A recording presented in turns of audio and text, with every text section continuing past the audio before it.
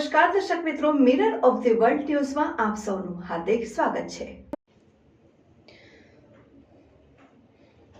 તારીખ 22મી નવેમ્બર 2024ના રોજ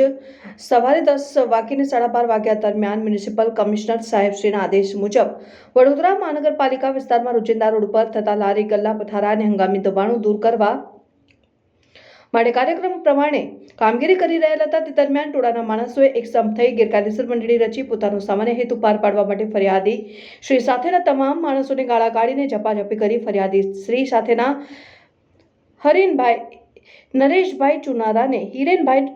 ચુનારાને લાફો મારી ફરિયાદી શ્રીને મારી નાખવાની ધમકી આપીને ફરિયાદી શ્રીની કાયદેસરની ફરજમાં અડચણ ઊભી કરી નાસી જઈ ગુનો કરેલ બાબતે નવાપુરા પોલીસ ખાતે ગુનો રજીસ્ટર કરવામાં આવેલ છે, જેમાં પકડાયેલ આરોપીમાં